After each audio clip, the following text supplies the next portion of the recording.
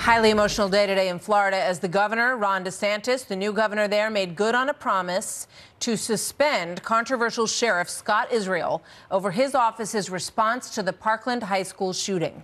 17 people died in the Valentine's Day massacre, and today some of their loved ones joined the governor as he made this decision. And I have no interest in dancing on Scott Israel's political grave. Just suffice it to say that the massacre might never have happened had Broward had better leadership. When 8 BSO deputies listened to shots fired in the school and stayed outside, they were following Sheriff Israel's policies. My daughter died on the 3rd floor of MSD, running down the hallway from an active shooter. One more second and she makes it into the stairwell. My daughter would have lived if somebody could have just given her one more second. We're here because of the failures of the past, but today is a new day.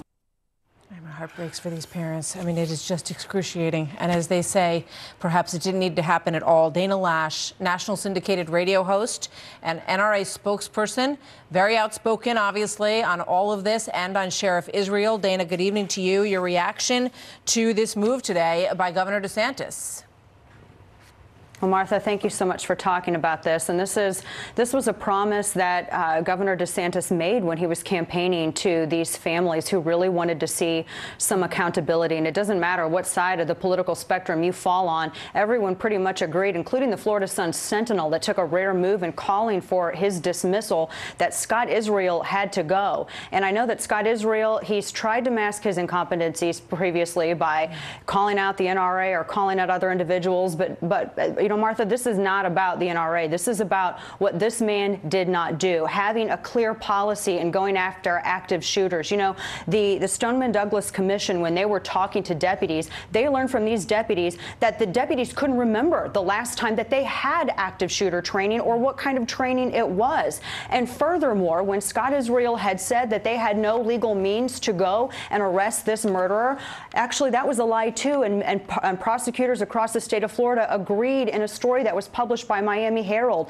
This individual had been communicating electronically death threats, which under 836 subsection 10 of Florida state law is a second-degree felony for which he could have been arrested and made a prohibited possessor a full year before he purchased his firearm, Martha. You know, he knocked his adoptive mother's teeth loose, assaulting her. The family had said that he had used a gun against people before. They were very concerned. Scott Israel had a reaction today. Yes. I want to play that for you and get your thoughts on this. Let's play it.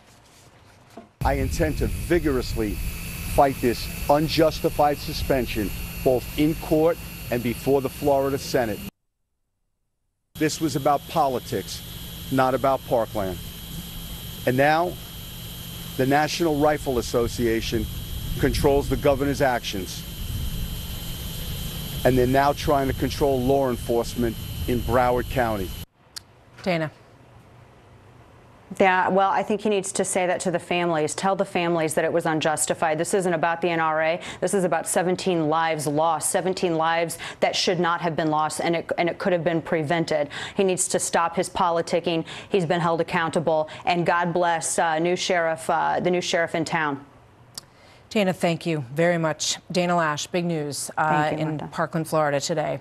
Coming up, grisly new details on what went on